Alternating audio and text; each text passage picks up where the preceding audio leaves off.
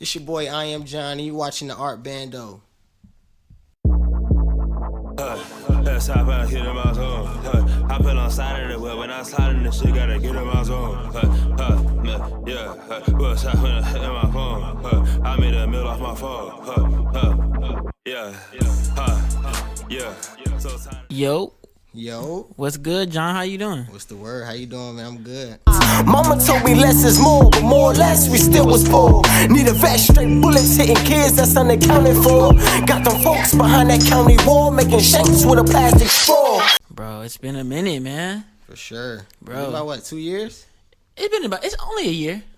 Well, almost 2 years, honestly, actually. Because I know you pulled up to the B-Day Bash. Yes. That was 2022. Yes. And then I pulled up, about a year. About a year. And the Get thing some is, change. you invited me to an album release. I really wanted to go. It's sure. just Mondays. I'm It's working, all you know good, what I'm saying? I know it was bro? like the top of the week, but it was my B-Day. I was like, I don't even care, bro. I'm doing it on a Monday. Whoever pop out, whoever can't, whoever could pop out, pop out. Mm-hmm. We rocked out. That joint was lit. Bro, keep inviting me, bro. I'm gonna No pull doubt. up. I'm gonna pull up for Same sure. here, bro. You know what I'm saying? Whatever I can pull up to, I'm there. Absolutely. So we just gonna get straight into the interview, man. So we just gonna start off by where you from? I'm from, that's a deep question. So, I was born in New York. Okay. I was raised in Paterson, New Jersey. Okay. And I turned into a man in Charlotte, North Carolina. So that's how I kind of break that down, like distinguish the three. But for the most part, I've been in North Carolina since 2009. And, we've been rocking out here in Charlotte, foes. So, I'm repping Charlotte for sure. Okay, so you've been here for a good, 15 years? Good amount of years. 15 for sure, years? Yeah, large part of our life. Now, with you being born in New York, you still have family in New York, correct? Most of my family, is in New York. So with you having family in New York, and you said Paterson, New Jersey? Yeah. Did you have any type of musical influences in New York or New Jersey? Well, first off, my big cousin, he was like a battle rapper back in New York, so that was super huge. I know how that go. Mm-hmm. Shout out Nim Low. His name was Nemesis back then on the Smack DVDs and all that. So that's where I really started like listening to music. When I saw him on Smack DVD, it was kind of like, oh, okay, like somebody I know. You know what I'm saying? Once you see it, Like, yeah, it's you want to be like you that, wanna yeah. be like that. So my big cousin was really the first inspiration as far as the music scene goes. And it started there. So your cousin was like on those Smack DVDs, like how Meek Mill was back in the day when he had the braids. But more so like, Meek Mill used to just spit to the camera, you know what I'm Yeah. saying? Like, but yeah, he did battle raps too. Meek was At battle times. rapping, for sure. But Yeah. yeah, my cousin was just like battle rapping. Now, did you get into battle rapping at one point? No. No? No. Why you ain't do it?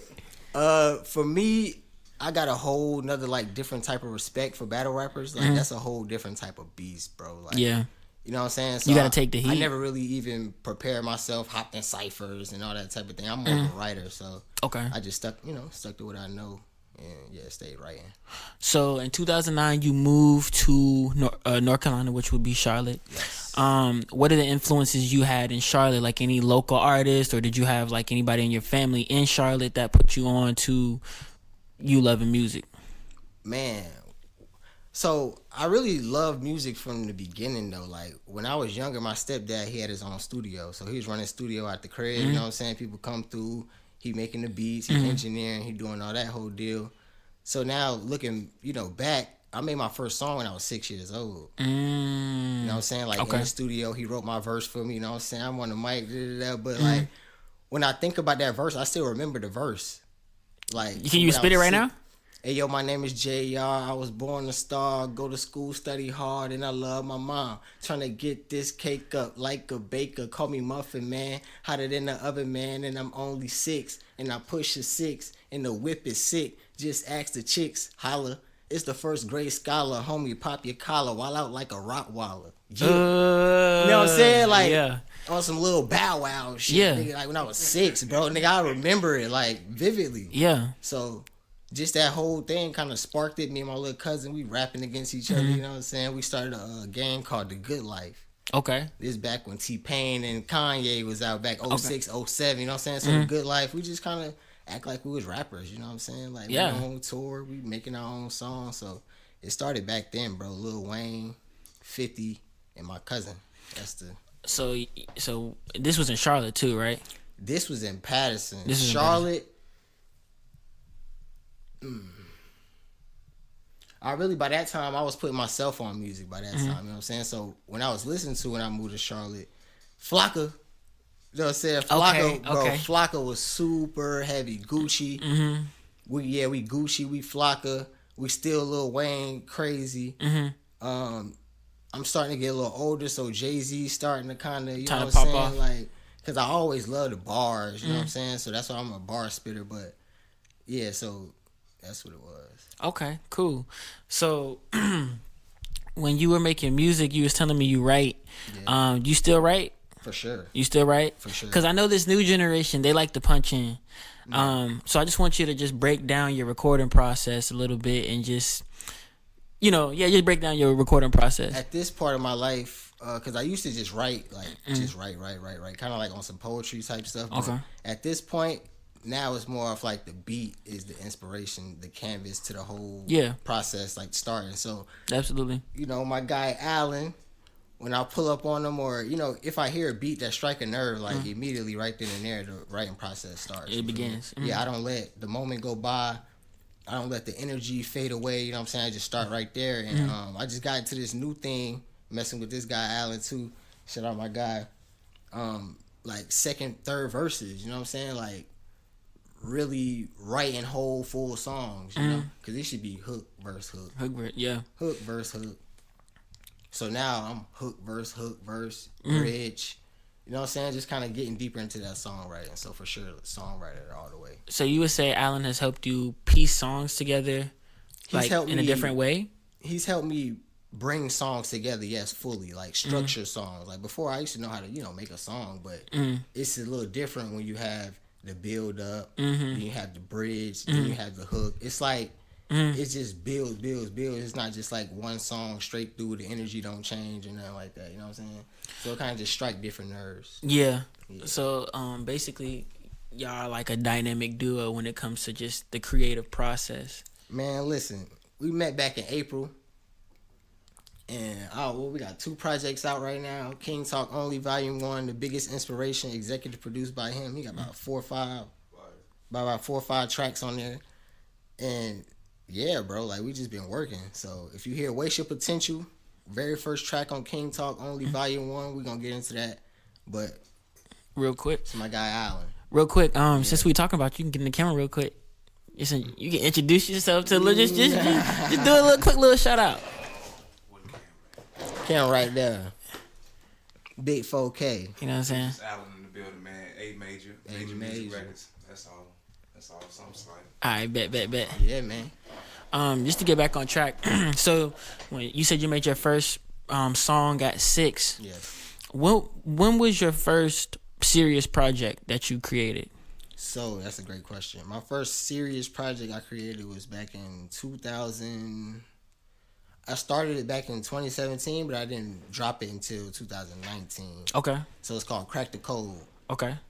That's back when I just changed my name to I Am John probably about a year ago. A lot of people know me as Am John Doe. You know what I'm saying? I'm still always Am John Doe. But I dropped Crack the Code back then in 2019. Am John Doe. And that project made me realize that I can really like stick with it and make music. Yeah. Now, just to go off on a little bit, I do see you do a lot of other things. You are the executive of Positive One Music. Yes. So can you tell everybody what Positive One Music is and what it's about and what does it represent? Yeah, Positive One Music is a brand that was started by a guy named Lee Williams, and I just came into it because he was my mentor, him and another guy named Mark Frazier. So they started mentoring me, and they had Positive One and another thing called On My Genius Campaign, which was a nonprofit for the youth. And Positive One is just, it's just a way of life. Like, it's a mindset. It's a way that we go about things. You see on my shirt, we got that king on there. I don't know if y'all can see my pants. Got the king crown on there, you know what I'm saying? So it's just a king mindset, and that's how we move around. So On My Genius, that's how we do youth mentorship, and we teach them all these things, like teach them how to make clothes, teach them how to do music, and photography and videography also. That's what's up, and that was actually about to get into my next question.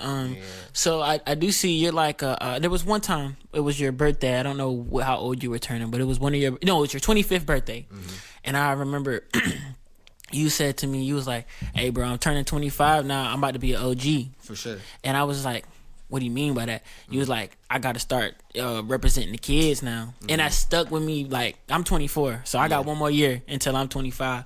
And shortly after that, when you did that, you started doing a lot of stuff for the community. Like, you own a basketball team. Yeah, so that's another thing, positive one. We started, they started a basketball team back when, but, you know, we got funding and, you know, we did it again for the kids. You know, it was free of charge. We took them to South Carolina. We all over North Carolina. We did about 6 tournaments. I think we went 7-3 overall. So it's just something to give kids opportunity during the summer. You know, a lot of the kids don't have the opportunity to play AAU or travel ball or something like that. So we, you know, gave them the opportunity. We had the workouts and the tryouts at Southview Recreation Center, where we started out of. You know, that's our first base of our program, Southview Recreation Center. So, yeah, bro, it was just a beautiful thing. So that's another thing, because I love basketball. So that's that. Yeah, bro, it was just a beautiful thing. So that's another thing, because I love basketball. So that's that. All right. It's like, yeah. I'm not a dad. But that's why I was just, you know, I know I'm not a dad, but I'm a dog dad. Yeah. So you have that extra like instinct where you like something going on. You know, real quick. Too quiet over there. Hold on. That's what it is. Silence for me. To get It's too fucking quiet. Yeah. But she gonna make some noise. So she wants some attention. So Yeah. Baby G, Baby Gray. But You yeah, rolling? yeah, I'm rolling now. Shout out Baby Gray, man. She was on the album too, man. Gray's interlude. Yes. Gray. Hey, tell them to go listen to your song on the album. Tell them. Yeah, grab the phone. Exactly. Yeah. Gray's interlude. Gray's Yes, interlude, that was amazing. Were you on the phone? Speaking of Gray's interlude, was she on the phone or something? So my wife was just like making her laugh. That was her first time like stomach laughing, kind of like really laughing. So my wife just took the phone out, started recording her. So when we came and put it on the studio, I just kind of, you know, took the video and just put it on the mic. Okay. So yeah, that shit was dope, bro. And speaking of being a father, how is fatherhood? It's great, bro. It's great. It's beautiful. I would encourage everybody that's willing to be a dad. You know what I'm saying? That's really willing to do the work, really willing to put in the work. And, you know, it's a lot of strong dads out here. Shout out all the dads, bro. Straight up, you know. Power to y'all, bro. Now, with your daughter, has she put any extra inspiration into your music that you've never seen before you've had a daughter? All right, so honestly, Damn. this is the first time I even said this out loud. It's like, when I first was like, you know, when we first got pregnant, it was like, okay, I might not be able to do music that much. You know what I'm saying? That's what I'm thinking in my head. So that whole kind of like first 6-7 months, I really didn't do any music like that. Yeah. So when I met Alan again, this guy just comes up again and again. That's where the biggest inspiration came from, because it kind of like put me back in that mode. Like, wait, I do this for real. You know what I'm saying? So it kind of just gave me a whole new spark, that whole project. After the gender reveal, finding out it was a girl, you know what I'm saying? Like, all that together just gave me a whole new spark to be like, nah, I'm finna turn up, bro. So that's why we got 2 projects now, you know what I'm saying? I don't really ever think I dropped more than 1 project in 1 year, you know what I'm saying? Yeah. Or anything like that. So it's just going more and more, you know? Now, how was that experience, like, finding out that you had a girl? Like, were you expecting a boy, or you didn't really care? Oh, man. I was going to wear this same hoodie right here to the gender reveal because I thought it was a boy. Me and my wife thought it was a boy. Straight up. Like, we both was like, we want a boy, it's a boy, whatever. I'm like, whole time, I'm like, I only make boys. You feel? That's what I was telling people. You feel me? I'm walking around telling everybody, I only make boys, bro. You feel me? So that's how I was feeling. So when we got there, and, you know, it was like, the suspense was crazy. It took like an hour and a half to get our food for everybody to come. You know, it was just a long wait. Yeah. But when, you know, we found out it was a girl, it was just like, my wife cried immediately. Like, Yeah. You know what I'm saying? Like, she really wanted a boy. Like, me, I was just like, oh.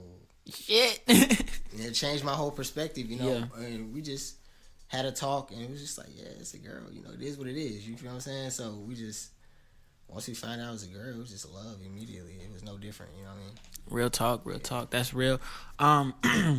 So just to get back into your music, I was listening to what was the most recent album that you sent me? The link. The King Talk Only, Volume 1. King Talk Only. Yes. Just listen to the album. There's a whole bunch of themes and messages, and I just want you to explain to the camera the themes that you like to provide to your audience. Well, first of all, I'm a real big fan of actual albums. So, you know, when I go into a body of work, I actually want to have a theme, a message, you know, a whole, just overall, the sounds, you know, everything to just kind of be cohesive. King Talk Only, it started with one song, which on the album is called King Talk. It started with that one. It's just like, bitch, my skin gold, and my chain gold, and my, you know what I'm just saying? Just kind of embracing our blackness and embracing that melanin and embracing like our culture and our royalty.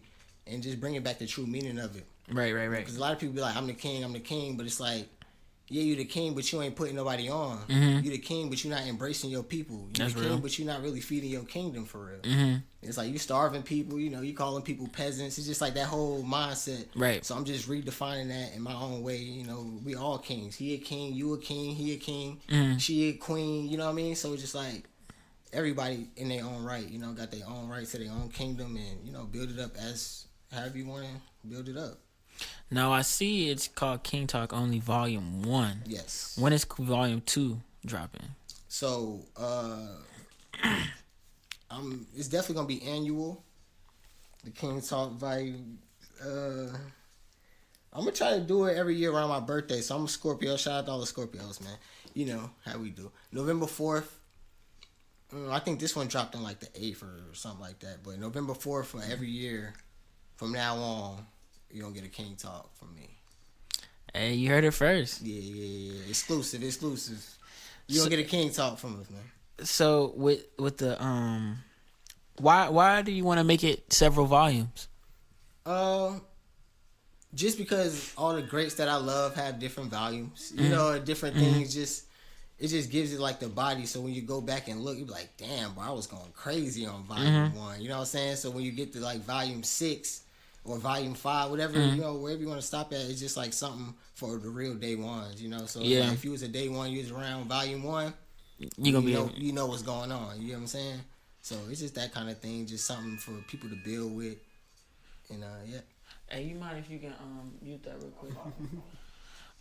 You got any visuals coming soon with the album? Yes, I just dropped a couple teasers, well, regular visuals. You know how we do on Instagram. Y'all go look that up. I Am John 704. I just dropped the King Talk visual. About to drop the Waste Your Potential visual. We did a couple other ones. We did King's Diary visual. Fall from Grace. So yeah, we about to get the big visuals popping, but we already got the content running for now. Okay, bet. And just to move into the future a little bit. So do you have any goals within the next few years for your career or just in general? Like I said, I want to definitely drop way more often. So not just one project here, one project there. Like definitely multiple projects each quarter. Okay. That's something that I want to go towards. Obviously raise the numbers. Find out a better way to market myself. That's a big thing because marketing is a very huge part of this whole artistry that people don't really understand. So just finding out new ways to market myself, like you see right here, the crown. You know, King Talk, only my boy right here. He been, you know, with me ever since I started the whole album. He been in every video. I have been seeing that. You got something to say? Bro ain't got nothing to say right now, but you know what I'm saying? Like just different things like that. You know, just marketing, finding different niches and, you know, still being myself while I'm doing the whole thing. Nah, facts. Yeah. Now is there any other genres you want to tap into? Like you want to do something like rock? Alright. So, if you don't know, I'm a truth speaker, storyteller. You know, I speak a lot about pain, speak a lot about the community, and but yes, definitely about to tap into a whole different side, especially under this I Am John name. I got a project called I Am Love. that's coming very, very soon. And it's very, very different. Mm-hmm. I could definitely say that. It's like something I never ever done before, bro. Like Afro beats, house. Oh, that's tough. Yeah, I play something for you afterwards. The Afro beat, John. I know you rock with Afro. Yeah, I fuck with Afro beats. Yeah, Afro beat, house, soul, R&B. R&B. I love R&B now. Like, So you gonna be like, you gonna be singing? I do my little one too. Okay, you know what I'm saying? I ain't gonna say okay. I'm a singer because, like I said, I'm an artist and I really have respect for a lot of people that can really sing. Yeah. A lot of people. This guy can sing. Alan can sing. You know what I mean? Mm. So it's just certain people that can actually sing. I'm like, yeah, I mean, I can hold a note. Okay. I can get in that pocket and do a little something. Do a little I can something. do some damage in that pocket. Right. I can say that. You know what I'm saying? So yeah, I'm just tapping into all type of artistry, bro. That's what's up. That's what's up. Now, Snoop Dogg, Ice Cube, you see them do a whole bunch of different things. Like Ice Cube makes music, Snoop Dogg. You just saw him at the Olympics holding the torch. I know you already do a lot outside of music, but is there anything else you want to do outside of music? Well, I coach. Like we said, with the P1 Kings basketball team. I also coach flag football, and I coach at the YMCA for basketball also. So that's like, I've been doing that for the past 4 or 5 years, and that's something that's real heavy because obviously we all love sports, but it's just being able to teach in a different light than just sports. It's like character development, teaching them self-confidence, self-awareness, and like it's just bigger than the sport. It's bigger than basketball, bigger than football. And I never really had too many coaches. I had a couple coaches like that, but I just want to be that coach for the kids. And when you see him, you're like, oh, Coach John. You know what I'm saying? Like, you never forgot that year. Yeah. So I just want to impact the youth that way. Coaching, youth mentorship, keep doing the music. My next step is getting into schools. Oh, that's what's up. Offering the program to different schools, such middle schools, high schools, whatever, elementary. And teaching kids different skills, bro. We got a workbook called Lessons of Self-Discovery from the All My Genius campaign. Okay. So it's just teaching them, like, just, self-discovering yourself. Like, as a youngin', you don't really know what you want to do. You know what I'm saying? It's just a whole bunch. You don't even really know yourself. You don't know anything. Yeah. You just out here just adapting to your environment. So with these tools, we kind of helping them guide themselves and finding things that they want to do early on in life. And speaking of, like, some of the stuff that you were saying, like, impacting the youth. I saw. Correct me if I'm wrong. It might be the wrong day, but you took your kids out, but not your kid, but the kids that you're mentoring out to go shopping for Mother's Day. It was for Christmas. For Christmas. Yes. Okay. Yeah, a couple years ago. Yeah, we did that. Took I think about 4 or 5 of them down to Bath and Body Works. Got their mom something for Christmas. Just something to give back to the moms. That's real, bro. And yeah, something for them to do too. To also see, like, all right, we can go out, purchase something for them. Just give them that sense of, like, I got something for my mom. And they actually picked it out. It was beautiful, bro. Just seeing the mom's reactions, and after that, I feel like they kind of like tapped in a little more because it's different when it's just like your kids just pulling up to a program and it's like, whatever, they babysitting you, but it's like we actually giving back in a deeper, way different way. There's no charge to these programs that we're offering. You know what I'm saying? So, and this is really off the strength. It's off the strength of it's a nonprofit, so we get donations, we get sponsors, different things, grants, different things like that. But yeah, it's off the strength of just this is our life work. We still grassroots. It ain't like we getting hundreds of thousands, a whole bunch of money, you know what I'm saying? But that's to come. Have you thought about being like a scholarship or having a scholarship for like kids when they're about to go to college or go to like a certain, there's certain schools, private schools and stuff for kids in the area where they need scholarships in order to go to those schools too. Yeah, for sure. That's deep. Yeah. Like I said, my next step is getting into school, so I don't really know about much about the school system right now, so that's our next step. But obviously once I work my way up, about 5 years from now, we definitely gonna think about things like that. I'm looking our forward first group of kids that just got into high school, they sophomores right now, so it's a little different. We haven't even seen that whole process yet, Yeah. So, yeah, but that'd be dope. I'm looking forward to that. So how do you want to be remembered, like music wise and community wise? Great person, bro. That's it. A great person that was selfless. give back at whatever cost. It's not about me at the end of the day, because I could be doing anything, bro. I'm 27 years old, you know what I'm saying? Mm-hmm. Like, I could be doing, I don't have to be with the kids Yeah. in the trenches every week, you know what I'm saying? I could be living my life right now, you know what I mean? Like, nah, for real, I could be in the Bahamas, you know what I'm saying? Yeah. But it's just like, just something that I love to do, so I just want to be remembered for that and not taken for granted that, you know, this is something that I really love. So music, community, mentorship, coaching, you know, just be respected as a man and as a father, as a husband, and, you know, that's as a black man, bro. Yeah, that's facts. Powerful black man, bro. That's real, bro. No cap. Now with that being said, I'm gonna conclude it. But before, I always ask this with every single person. For sure. What is your message to the youth? Whole rapper, be yourself. You know what I'm saying? Empower others. Empower yourself first, though. Find your voice and use it. Okay. You know what I'm saying? In the right ways, though. Yeah. Yeah. Okay. All right. Well, Mr. I Am John. Yes, sir. On the mic. I appreciate you for having me pulling up to the studio. You have a wonderful day, man. Yes, sir. You too. That nigga played back cool and that was after the fact. I feel like J. Abdul, I made a rap from the raps. I dropped the tape at 19 and that was after the Mac.